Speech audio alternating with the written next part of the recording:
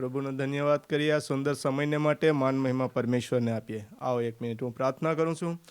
Hallelujah. ધન્યવાદ પિતા પરમેશ્વર, મહાન પરમેશ્વર, રાજાઓના રાજા, દેવોના દેવ, અમારા જીવિત પરમેશ્વર, તમારા શરણમાં અમે આવીએ છીએ પિતા પરમેશ્વર. તમારી કૃપા આપો પિતા પરમેશ્વર.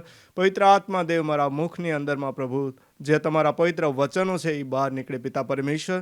માન મહિમા તમને આપે પિતા પરમેશ્વર. પ્રાર્થના યેસુના નામથી માંગીએ છીએ અને પાઈ લઈએ છીએ પિતા. આમીન, આમીન, આમીન. આપણે પ્રભુના પવિત્ર વચનોની અંદરમાં જાય. આપણા પરમેશ્વર, જીવિત પરમેશ્વર પ્રભુ યેસુ મસીહ આપણા ખડક અને કિલ્લા સમાન પરમેશ્વર છે. હંમેશા આપણે એના નામની અંદરમાં વિશ્વાસ કરવાનો છે. એ જ આપણા રક્ષણહાર છે, એ આપણા તારણહાર છે અને આપણા ઉદ્ધાર કરતા પરમેશ્વર છે. તો પરમેશ્વરની અંદરમાં આપણે જવા માટે માત્ર પ્રભુ પ્રભુ કરવાથી આપણે નહીં જઈ શકીએ. કેમ કે આપણે પ્રાર્થનામાં હમણાં વચન પણ સાંભળ્યું. રમીલાએ કીધું કે જે લોકો માત્ર પ્રભુ પ્રભુ કહીને મને પોકારે છે તે બધા ઈશ્વરના રાજમાં પ્રવેશ કરશે એવું નથી. પણ જે કોઈ મારા આકાશમાંના ઈશ્વર પિતાની ઈચ્છાને અનુસરે છે તે જ પ્રવેશ કરશે. પ્રભુ ઈસુ મસીહના શબ્દો છે.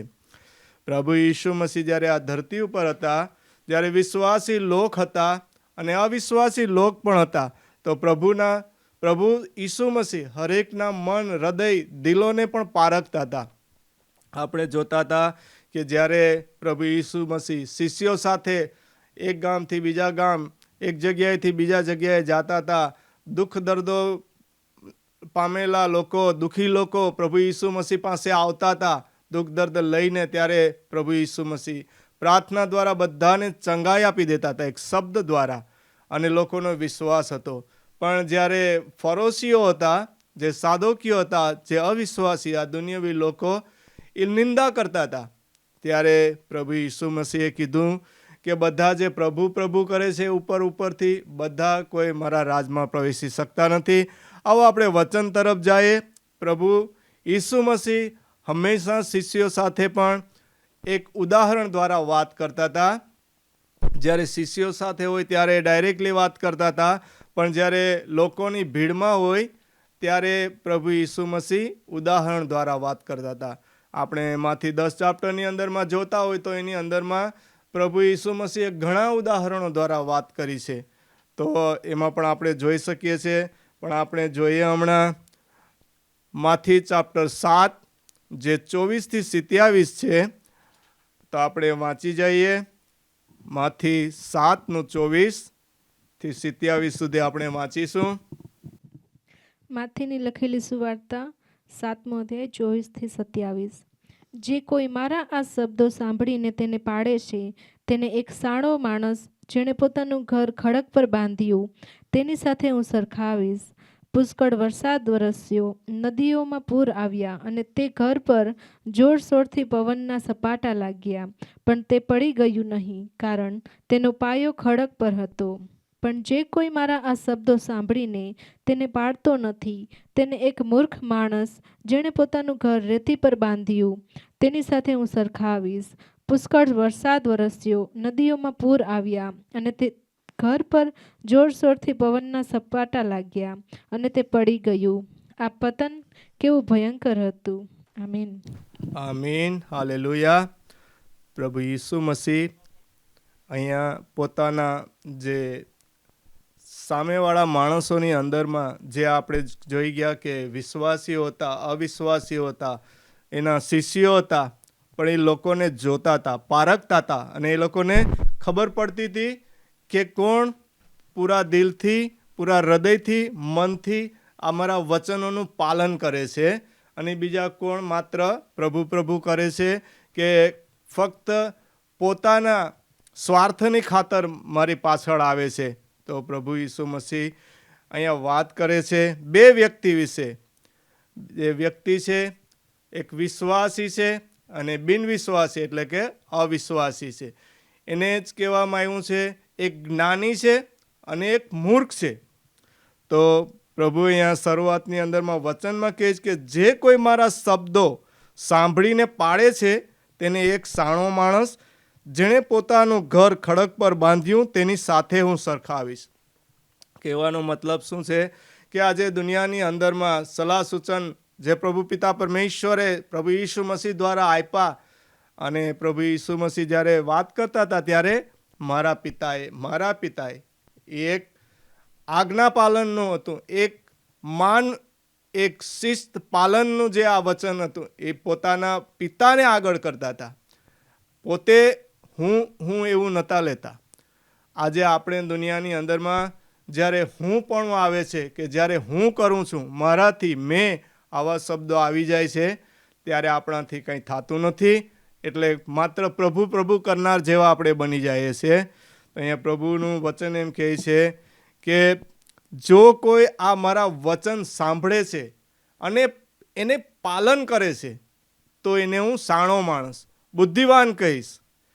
અને કહે છે વચનની અંદરમાં કે એને એક ખડક પર ઘર બાંધ્યું, એની સાથે હું સરખાવીશ.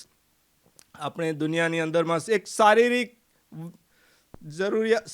વ્યક્તિ તરીકે, શારીરિક સમાચાર તરીકે આપણે જોઈએ, શારીરિક બાબત તરીકે જોઈએ કે આપણે મકાન બનાવવું હોય તો એને સ્વાભાવિક છે કે એક પાયો ખોદીને, પાયો પૂરીને એને કઠણ જમીન ઉપર બાંધવું પડે. આપણે મકાન બનાવીએ તો એમને એમ આપણે ધૂળ ઉપર કે રેતી ઉપર બનાવી દેતા નથી. એના માટે આપણે ફાઉન્ડેશન, પાયો નાખીએ છીએ. અને જે એ પાયો નાખીએ છીએ એ જમીનની અંદરમાં હોય છે અને મકાન એની ઉપર હોય છે. જે પાયો નથી દેખાતો, મકાન દેખાય છે. પ્રભુ ઈસુ મસીહ અહીં કહે છે કે જે માણસ આ શાણો માણસ છે એને મારા વચનો સાંભળી અને આ એક ખડક ઉપર ઘર બાંધ્યું એના સમાન છે. અને બીજા નીચે વચનમાં કહે છે કે પુષ્કળ વરસાદ વરસ્યો, નદીઓમાં પૂર આવ્યા, સપાટ લાગ્યા, પણ તે પડી ગયું નહીં, કારણ તેનો પાયો ખડક પર હતો. તો આપણે જોઈએ છે કે જો પાયો ખડક ઉપર હોય તો એની ઉપર પૂર આવે, પવન આવે, વરસાદ આવે તો એ મકાન સહી સલામત રહેશે, એને કોઈ ઈજા થશે નહીં. પણ કહે છે બીજા વચનની અંદરમાં 26માં, પણ જો મારા શબ્દો સાંભળીને તેને પાળતો નથી, તે એક મૂર્ખ માણસ જેવો, તે જેણે પોતાનું ઘર રેતી પર બાંધ્યું, વરસાદ વરસ્યો ને પૂર આવ્યા ને બધી જોરશોરથી પવનના સપાટા લાગ્યા ને પડી ગયું. તો કહેવાનો મતલબ છે કે આ માણસે સાંભળ્યું ખરું પણ એને અનુસરણ ન કર્યું, પોતાની ઈચ્છા પ્રમાણે કાર્ય કર્યું. એટલે જે પૂર આવ્યું એટલે ધૂળ હતી કે રેતી હતી જે ધોવાઈ ગયું અને મકાન પડી ગયું. તો આપણે અહીંયા જોઈએ છે કે પ્રભુ ઈસુ મસીહ જે વાત કરી રહ્યા છે, આ શારીરિક વાત આપણે લાગે છે જે ઉદાહરણ દ્વારા વાત કરે છે. એટલે શિષ્યો જ્યારે કહેતા હતા, આ પ્રભુ ઈસુ મસીહ શિષ્યોને કહેતા હતા કે પ્રભુ તમે જ્યારે આ લોકો હોય છે ત્યારે ઉદાહરણ દ્વારા કેમ વાત કરો છો? તો પ્રભુ ઈસુ મસીહ શું કહેતા હતા કે ઈશ્વરના રાજ્યનું માર્મિક સત્ય તમને જણાવવામાં આવ્યું છે, લોકોને નહીં. પણ પ્રભુ ઈસુ મસીહ પાસે જે કોઈ આવે છે એના નામની અંદરમાં વિશ્વાસ કરે છે, પ્રભુ ઈસુ મસીહ પવિત્ર આત્મા દ્વારા એનાની સાથે વાત કરે છે. હરેક લોકો સાથે વાત કરતા નથી. હરેક લોકોને આ વચન શારીરિક લાગે છે. જે અવિશ્વાસી છે, જે દુનિયાવી છે, એના વિશે એ લોકોને શારીરિક લાગે છે વચનો.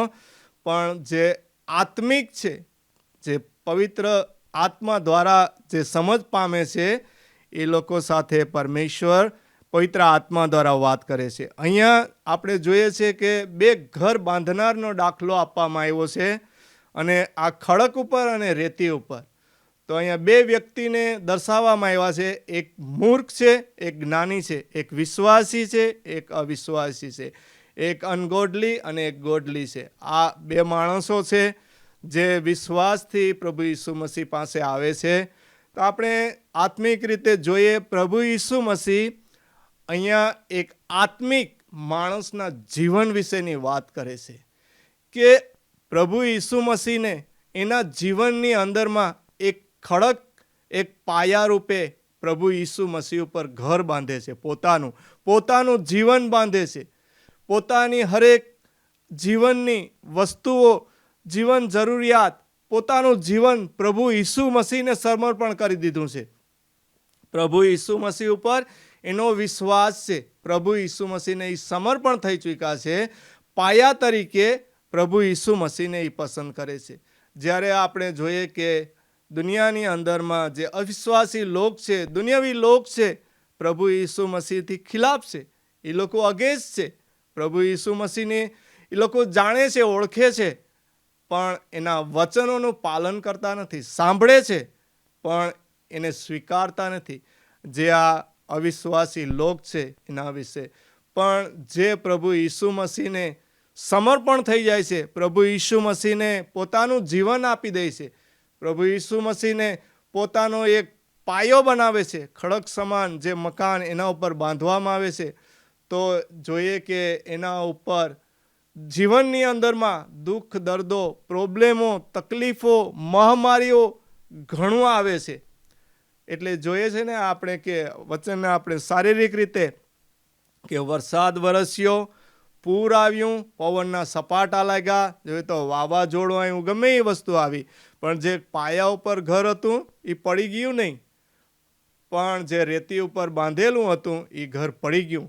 તો આજે વિશ્વાસી લોક છે, પ્રભુ ઈસુ મસીહ ઉપર જે વિશ્વાસ કરે છે, એના વચનની અંદરમાં ચાલે છે, વચન સાંભળે છે અને વચન પાળે છે, પણ ત્યારે એના જીવનની અંદરમાં જે આ તકલીફો, મુસીબતો આવે છે, એનાથી પ્રભુ ઈસુ મસીહ એને બચાવે છે. કેમ કે પ્રભુ ઈસુ મસીહના નામની અંદરમાં તારણ અને ઉદ્ધાર છે. આપણા પ્રભુ ઈસુ મસીહ એક સર્વવ્યાપી, સર્વશ્રેષ્ઠ ઈશ્વર હરેક જગ્યાએ છે.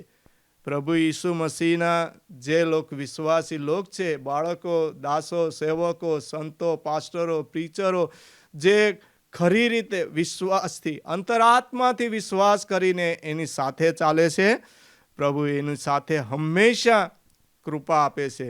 તો આપણે જોઈએ અહીંયા વચનની અંદરમાં જોયું કે જે આ ઘર બાંધનારા બે લોકો છે, એની અંદરમાં પ્રભુ કહે છે કે આ ખડક ઉપર ઘર બાંધનારને હું સાણો માણસ એટલે કે સમજદાર, બુદ્ધિવાન તરીકે હું એને નામ આપું છું, સરખાવું છું, કે એના જીવનની અંદરમાં જે એને મારા ઉપર વિશ્વાસ કર્યો છે, એને કંઈ તકલીફો, મુસીબતો આવી, પણ એ ડગી ગયા નહીં, પડી ગયા નહીં, એ અંત સુધી ટકી રહ્યા. પણ આજે જોઈએ છે કે પ્રભુ ઈસુ મસીહની અંદરમાં ઘણા લોકો આવે છે, પણ પ્રભુ ઈસુ મસીહને શરૂઆતની અંદરમાં ગ્રહણ પણ કરે છે. જ્યારે મુસીબતો, તકલીફો, પ્રોબ્લેમો આવે છે જીવનની અંદરમાં, ત્યારે પ્રભુ ઈસુ મસીહના શરણે આવે છે, ક્યાંય ઈલાજ મળતો નથી, સારા થઈ જાય છે, પછી ચાલ્યા પણ જાય છે. એવું પણ આપણે જોઈએ છે. તો આ લોકોનો આવો વિશ્વાસ હોતો નથી. જે લોકો એક મૂર્ખ માણસ સમાન ગણવામાં આવે છે. આ વચનની અંદરમાં કહે છે, આપણે જોઈએ છે કે આપણો જે પાયો છે, જો પ્રભુ ઈસુ મસીહ છે, તો જેમ આપણે જોયું કે આ ઘરનો પાયો દેખાતો નથી, એ જમીનની નીચે છે, એમ આપણે પણ જે પ્રભુ ઈસુ મસીહની અંદરમાં ઉપરમાં છે, આપણી નીચે સપોર્ટ તરીકે આપણા સર્વવ્યાપી, સર્વશ્રેષ્ઠ ઈશ્વર આપણે ધરી રાખ્યા છે. એ પાયો છે, એ આપણને દેખાતો નથી, એની આ સુરક્ષા મળે છે, સહાયતા મળે છે, એ આપણે બીજા લોકો કોઈ દેખી શકતા નથી. જ્યારે આત્મિક આંખો ખોલવામાં આવે તો એ દેખાય. એક એક્ઝામ્પલ આપણે દાખલો લઈએ કે એક એલિસા હતો, એનો જે શિષ્ય ગેહજી હતો, જ્યારે એ સવારે ઉઠે છે ત્યારે દુશ્મનોએ એને ઘેરી લીધો હતો.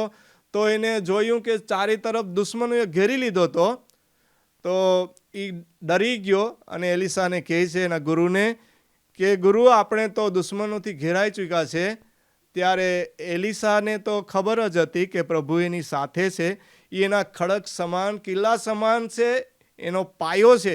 ત્યારે એની આંખો ખોલે છે, ત્યારે એને ખબર પડે છે, એને દેખાય છે કે પ્રભુને એ પ્રાર્થના કરી એલિસાએ કે મારા આ શિષ્ય માટે પ્રાર્થના કરું છું, એની આંખો ખોલો, જે એ સ્પિરિચ્યુઅલી સારી આત્મિક બાબતો જોઈ શકે. ત્યારે એને આંખ ખોલીને જોયું, ત્યારે પ્રભુના દૂતો અગ્નિના રથો સાથે એની રક્ષા માટે હાજર હતા.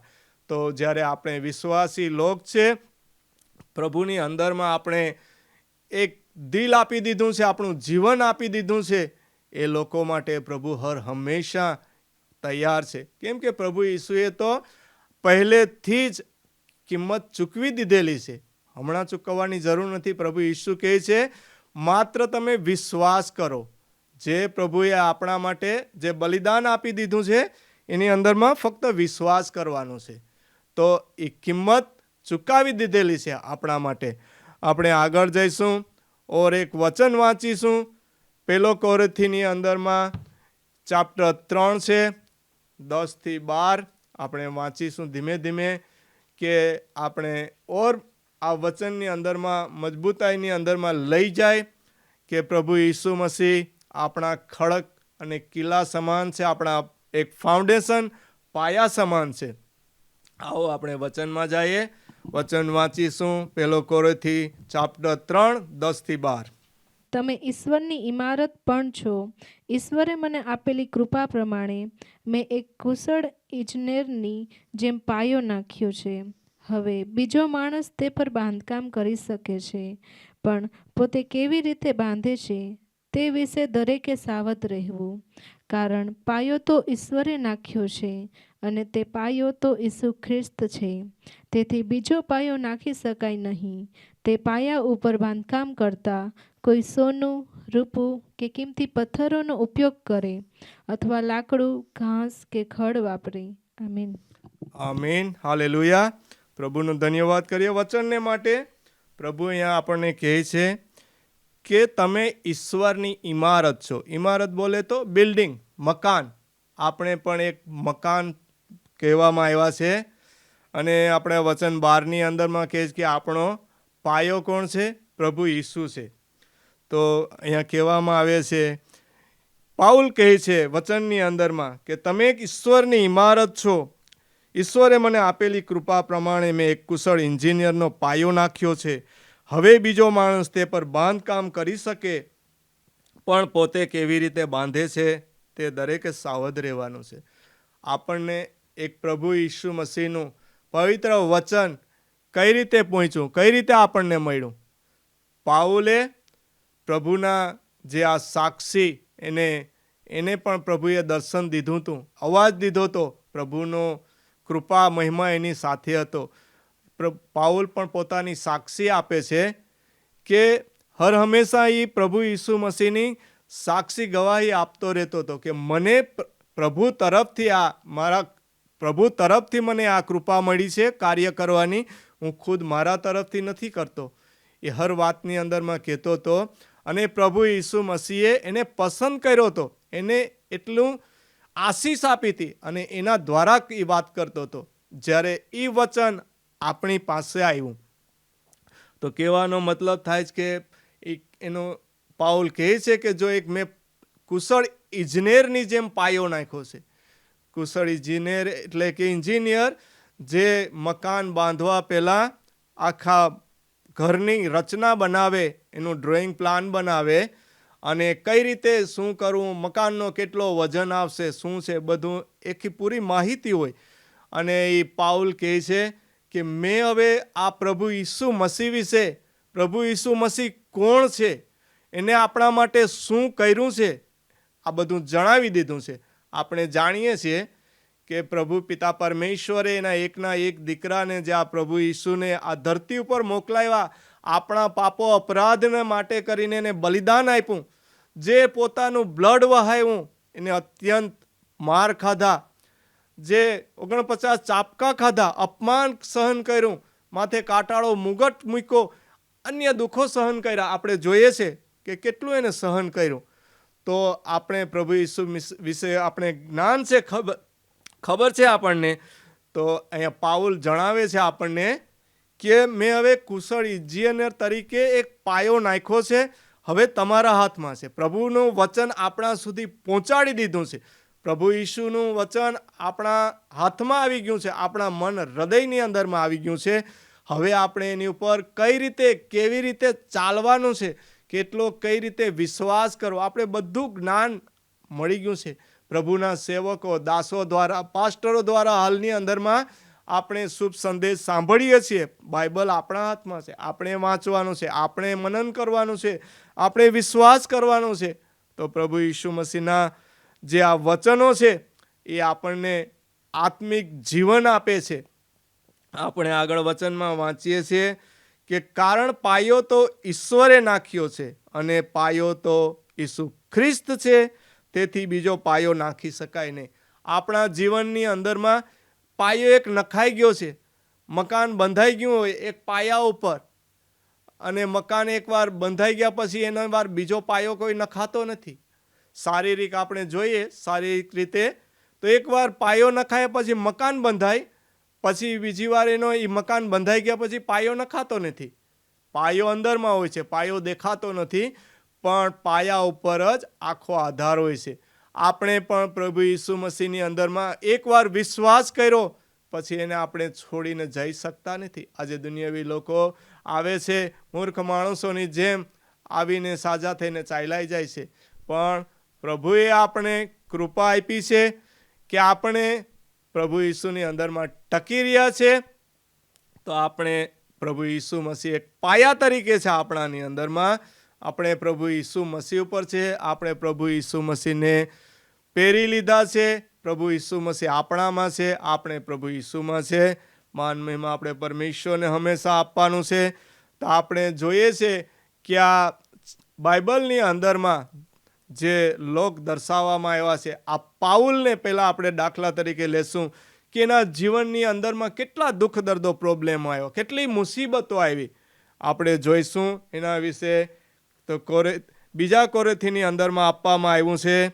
બીજા કોરેથી 11:21-27 વચન દર્શાવે છે અને પાઉલ સાક્ષી આપે છે કે પ્રભુ ઈસુ મસીહની અંદરમાં એને વિશ્વાસ કર્યો, પ્રભુ ઈસુ મસીહને એક પાયા તરીકે એને બનાવ્યા, પાયા એના ઉપર એનું જીવન બનાવ્યું, ત્યારથી ડગી ગયો નહીં. ચાહે તો એની અંદરમાં એને કેટલું દુઃખ સહન કરવું પડ્યું, મરવાની અણી ઉપર આવી ગયો, પણ એને પ્રભુને છોડ્યા નહીં.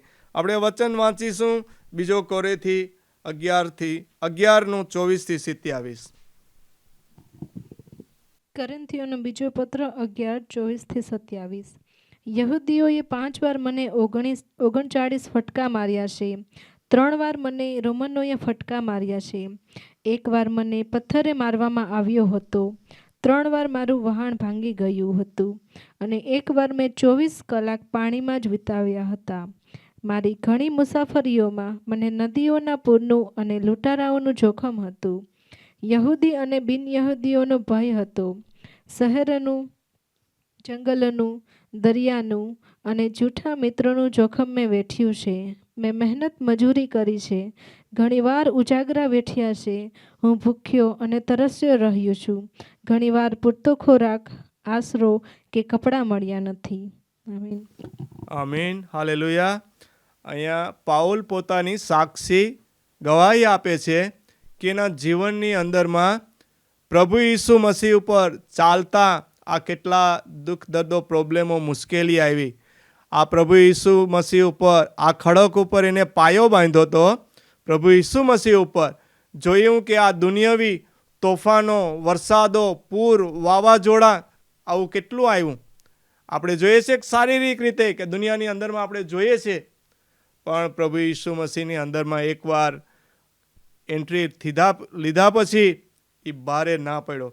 આ મુશ્કેલીઓ કેટલી આવી હું ફરીવાર વાંચું છું જેથી કરીને આપને યાદ રહે. યહૂદીઓએ મને 39 ફટકા માર્યા, 5 વાર 39 ફટકા માર્યા. જો એનો ટોટલ કરવા જાઓ તો 195 ફટકા. ચાપકા, એક ચાપકો ખાધો હોય તો આપણે કહી દઈએ કે ભાઈ હવે મારે આ પ્રભુમાં રહેવું નથી, આમાં તો ચાપકા પડે છે. પણ અહીંયા પાઉલ જેવે છે કે 195 ચાપકા ખાય. 5 વાર એને ચાપકા ખાધા, 49 ચાપકા ખાધા. 3 વાર એને ફટકા માર્યા, 49 ચાપકા મારવામાં આવ્યા.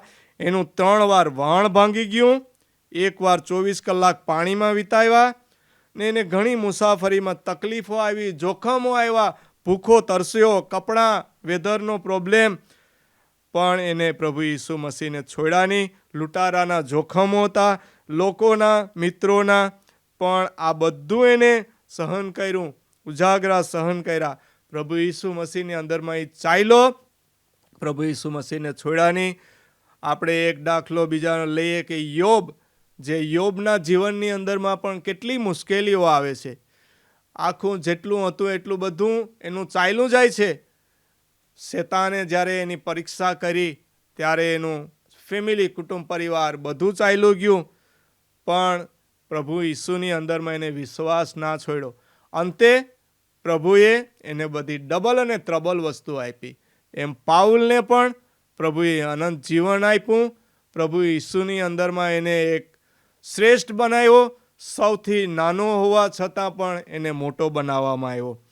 તો આજે હું પણ એક મારા જીવનની અંદરમાં જે આ વર્ષો પહેલાંથી 8-9 વર્ષ પહેલાં બનેલી વિનાની વાત કરું છું કે અમે પ્રભુ ઈસુ મસીહની અંદરમાં જ્યારે આવ્યા, પ્રભુ ઈસુને પાયો બનાવ્યા, વિશ્વાસ કર્યો. જો કે શરૂઆતની અંદરમાં તો આપણે એટલું જ્ઞાન હોતું નથી. જ્યારે આપણે પ્રભુ ઈસુમાં આવીએ છીએ ત્યારે પૂરેપૂરા જ્ઞાની, કે આપણે હજી પણ પૂરેપૂરા આપણે જ્ઞાની છે જ નહીં, પણ જ્યારે શરૂઆતમાં આવીએ ત્યારે હાલમાં જ્ઞાન છે એટલું જ્ઞાન હોતું નથી. જ્યારે અમે પ્રભુની અંદરમાં આવ્યા ત્યારે અમારા ઉપર પણ કેટલા ધર્માંતરના કે ધર્મ ચેન્જ કરવાના આરોપ મૂકવામાં આવ્યા. લોકો મેણા ટોણા મારતા હતા. ઇવન ઘર કુટુંબના લોકો પણ કહેતા હતા કે તમે આ ધર્મ બદલાવીને શું કર્યું. પણ જ્યારે દુઃખ તકલીફમાં હતા, પ્રોબ્લેમમાં હતા, ત્યારે કોઈ કહેવા આવતા નહોતા કે ચાલો તમને સારું છે, તબિયત કેમ છે, ખાધું છે, પીધું છે, કોઈ સલાહ સૂચન કરવા આવતા નહોતા.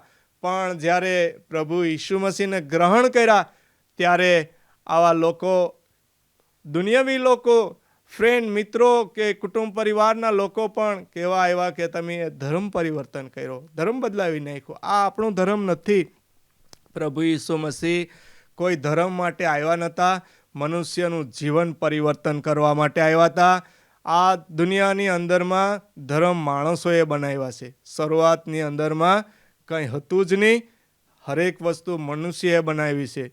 અમારા આ જીવનની અંદરમાં આજે 8-9 વર્ષ પહેલાં એટલા પ્રોબ્લેમો આવ્યા હતા. લોકોએ અમારા પર એટલો અત્યાચાર પણ કર્યો હતો. લોકો ઘરે આવી અને વાઈફને એક ડોકી દબાવવા સુધીનું પણ હાદસો બની ગયો. મારી વાઈફને આ ધર્મના નામ ઉપર બધી વાતો બની.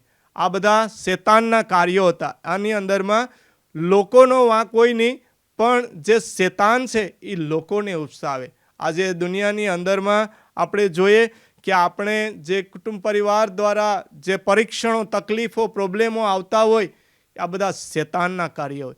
ત્યારે આપણે પણ બધાએ જોવાનું છે કે આપણા જીવનની અંદરમાં પ્રભુ ઈસુ મસીહની જે અંદરમાં જ્યારે ચાલીએ છીએ, ગ્રહણ કરીએ છીએ, ત્યારે બહારના તો ઓછા આવશે, પણ આપણા અંતના કુટુંબના જ આપણે સતાવવા માટે આવશે. તો આપણે એવો વિશ્વાસ રહે કે પ્રભુ ઈસુ મસીહ આપણા તારણહાર છે, સર્જનહાર છે, મુક્તિદાતા છે, ઉદ્ધાર કરતા ઈશ્વર છે. જોઈએ એ મુશ્કેલ આવે. અહીંયા આપણે આ વચનોની અંદરમાં વાંચી ગયા કે આ મકાનનો એકવાર પાયો ખડક ઉપર બંધાઈ ગયો, જોઈએ એટલા પ્રોબ્લેમો આવી, તકલીફો, મુસીબતો આવી, પૂર આવ્યા, પવન, વાવાઝોડા જે આવ્યું, પણ પ્રભુ કહે છે કે મકાન સલામત રહ્યું. તો પ્રભુ ઈસુ મસીહ પાસે જે કોઈ આવે છે, દિલથી ગ્રહણ કરે છે, પ્રભુ કહે છે કે હું તને ત્યાગીશ નહીં કે છોડીશ નહીં. આપણા પ્રભુ મહાન પરમેશ્વર છે. અમે પણ આજ દિવસ સુધી અમારામાં જે આ તકલીફો, પ્રોબ્લેમો આવ્યા, પણ અમે છોડ્યું નહીં પ્રભુ ઈસુ મસીહને. આજે લોકો કહીને શાંત થઈ ગયા, બધાના મોં બંધ થઈ ગયા. અને આજે જે પ્રભુ ઈસુ મસીહની અંદરમાં અમે જોઈએ છીએ, જે કાર્યો કરીએ છીએ, એ લોકો જોઈ છે, પણ એ માન મહિમા પરમેશ્વરને મળે છે.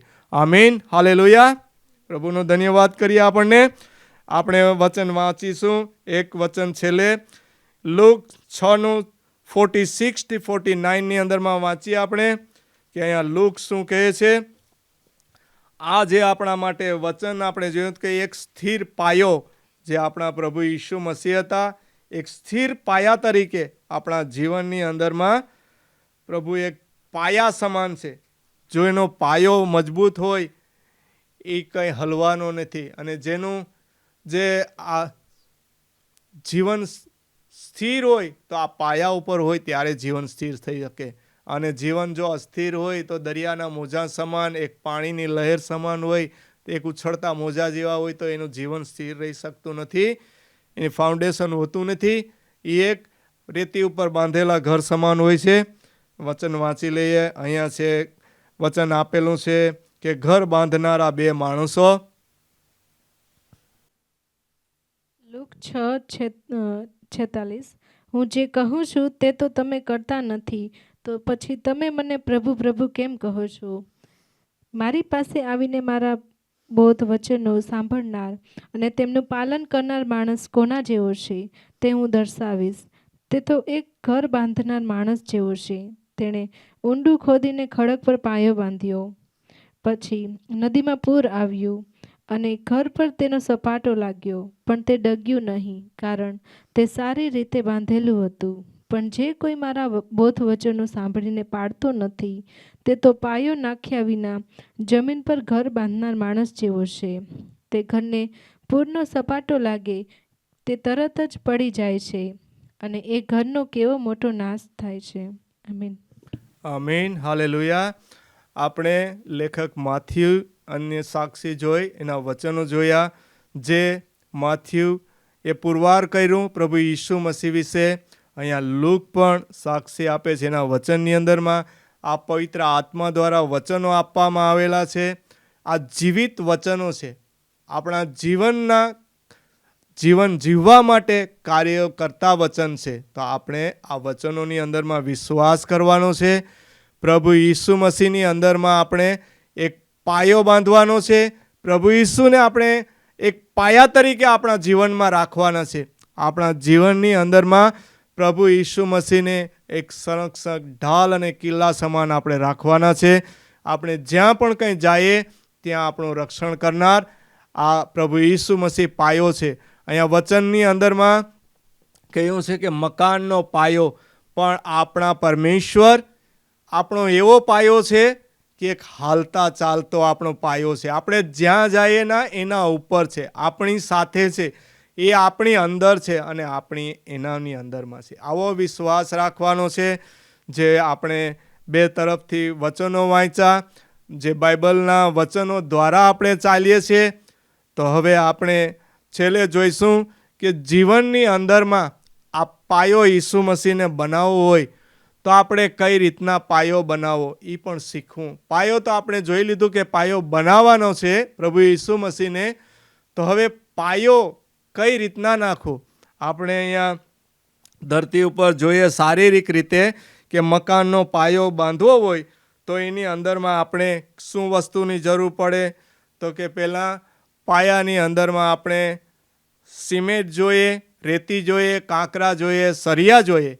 તો આ વસ્તુને મિક્સ કરીને આપણે એક ફાઉન્ડેશન ખાડો ગોડીને પાયા પૂરીએ, એની અંદરમાં આ વસ્તુ વાપરીએ તો એના દ્વારા આ પાયો મજબૂત થાય. તો આ શારીરિક જ રીતે જોયું કે સિમેન્ટ, રેતી, કાંકરા, સરિયા દ્વારા આપણે એક પાયો બનાવી શકીએ. પણ પ્રભુ ઈસુ મસીહની અંદરમાં આપણે જો પાયો બનાવવો હોય, આત્મિક પાયો નાખવો હોય તો કઈ રીતના પાયો નાખવો? તો આપણે એક પ્રભુ ઈસુ મસીહની અંદરમાં પહેલાં ખુદને એક નમ્ર હંબલ ઓબે કરવા પડે. આપણાની અંદરમાં જે હૃદય મનની અંદરમાં જે કંઈ કડવાશ હોય, જે કંઈ ભૂંડાઈ હોય, નફરત હોય, આ બધું ખાલી કરવું પડે. પ્રભુ ઈસુ મસીહ આ ધરતી ઉપર આવ્યા, એક પરમેશ્વર હોવા છતાં ખુદને ખાલી કર્યા, નમ્ર કર્યા, હંબલ દાસ બન્યા અને પિતાની આજ્ઞાને ઓબેર્યા. તો આપણે પણ જો પ્રભુ ઈસુ મસીહની અંદરમાં ભાઈ પાયો બનાવવા હોય તો આપણી અંદરમાં જે આ બધી ભરેલું છે, જે કડવાશ, નફરત, આગ, ભૂંડાઈ, આ બધું કાઢવું પડે, ખાલી કરવું પડે, જગ્યા બનાવવી પડે. તો એની અંદરમાં આપણે જે આ વસ્તુ વાપરવામાં આવી કે કાંકરા, સિમેન્ટ, સરિયા, રેતી, તો એની જગ્યાએ આપણે પ્રભુના આ વચન છે, આત્મિક વચન, આ પવિત્ર શાસ્ત્રના વચન વાંચવા પડે, વિશ્વાસ કરવો પડે, પ્રાર્થના કરવી પડે અને સંગતિ રાખવી પડે અને ચર્ચ જવું પડે. પ્રભુ ઈસુ મસીહ આ ચર્ચ જે છે કહેવામાં આવે છે એ પ્રભુ ઈસુ મસીહ છે, એ હેડ છે, એ માથું છે. તો આપણે ત્યાં જવું પડે, સંગતિ કરવી પડે બધા સાથે મળીને ત્યાં, અને વિશ્વાસ કરવો પડે આ વચનોની અંદરમાં. વચન દ્વારા આપણે વિશ્વાસ આવે અને આપણે પ્રાર્થના કરીએ. આ બધું આપણું ફાઉન્ડેશન, પાયા માટે જરૂરિયાત વસ્તુઓ છે. આત્મિક રીતે આ વસ્તુની જરૂર પડે. આપણે આપણા જીવનનો પાયો ઈસુ મસીહની અંદરમાં નાખવો હોય તો આ વસ્તુ જોઈએ. જેમ શારીરિક વસ્તુ, આ દુનિયાવી વસ્તુની અંદરમાં સિમેન્ટ, રેતી, કાંકરા, સરિયા આપણે જોઈ ગયા, પણ આત્માની અંદરમાં જો આપણે આ ફાઉન્ડેશન નાખવું હોય, પાયો નાખવો હોય, પ્રભુ ઈસુ મસીહને જો આપણે જે આપણા પાયારૂપી બનાવવા હોય જીવનની અંદરમાં, આ જીવન સફરની અંદરમાં, તો પ્રાર્થના, વચન, વિશ્વાસ, સંગતિ અને ચર્ચ, આ 5 વસ્તુની આપણે હંમેશા જરૂર પડશે. આ આપણી જીવન જરૂરિયાત વસ્તુ છે. પ્રભુની અંદરમાં આપણે આગળ વધવું હોય તો પ્રભુ ઈસુ મસીહના વચનો ઉપર, જે એ લોકોએ આ વચન આપ્યા છે, આ વચનની અંદરમાં ચાલવું પડશે. આપણે એક સાણા માણસ તરીકે, બુદ્ધિમાન તરીકે, વિશ્વાસી તરીકે પ્રભુમાં બની રહેવું પડશે. તો આપણું જીવન સફળ થશે. અને આ પૃથ્વીના જીવન બાદ, શારીરિક આ જીવન બાદ આપણે એક અલૌકિક જે આત્મિક જીવન સદાય કાળ, ઇટરનલી આપણને મળશે. આમીન, હાલેલુયા. પ્રભુનો ધન્યવાદ કરું છું આજના વચનને માટે, જે પ્રભુએ આપણને આ વચનો આપ્યા પવિત્ર બાઇબલની અંદરમાંથી અને ગવાહી આપી. એના માટે હું પ્રભુનો ધન્યવાદ કરું છું. માન મહિમા પરમેશ્વરને આપું છું. પ્રભુનો ધન્યવાદ કરું છું. આમીન, હાલેલુયા.